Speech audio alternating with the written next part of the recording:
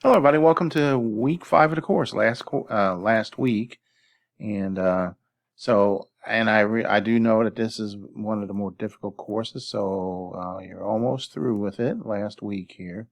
So with that, I have a short little motivation part here, talking about time and appreciation of time. And this you may have seen a similar one a few months back, but I kind of changed this one up a little bit. Um, so I got my little metaphor there about the hourglass. We're all in this timer with an end date.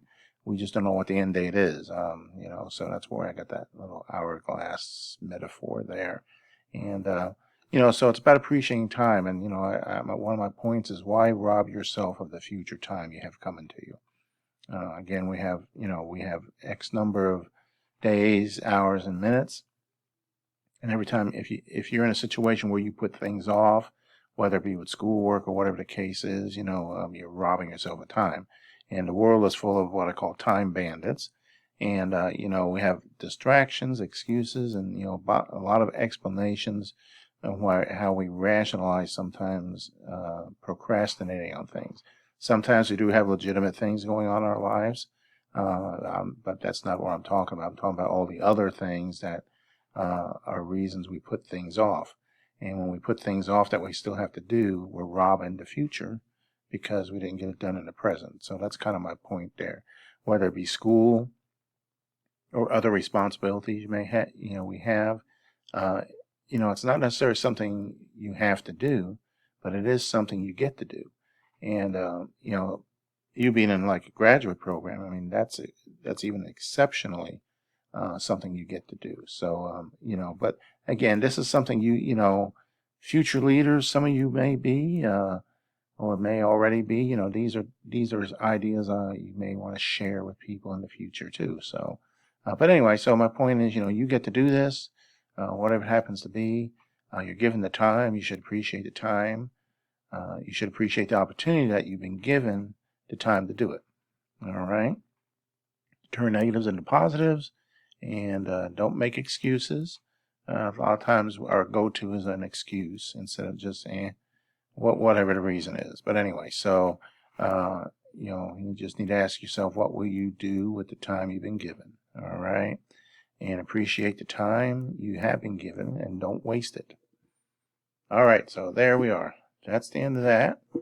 And real quick into the course. So again, last week here. So most of you have been in touch with me, working through, because like this is a difficult course. So pretty much do what you've been doing. If you have issues, get in touch.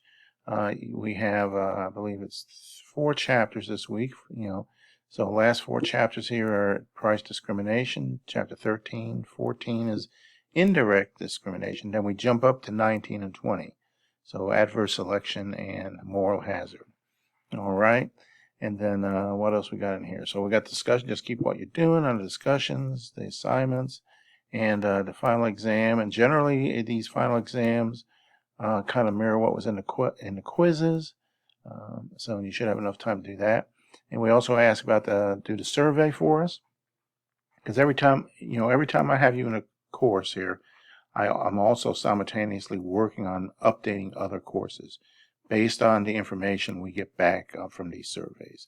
And then notes I might take during a course, if there was, an issue or something. So, so the surveys, they are anonymous. I mean, if that matters to you, but again, we get the, whether it be negative or positive feedback, so we can, adjust, make changes or whatever we need to do. All right. So with that, I'll leave you there. I'll do my test question, which is, grandkids 8 and 4, what are they doing? What are they up to? And I'll leave that there, and I'll let you go. Again, if you got questions or anything, just get in touch. Take care, everybody. Have a great week.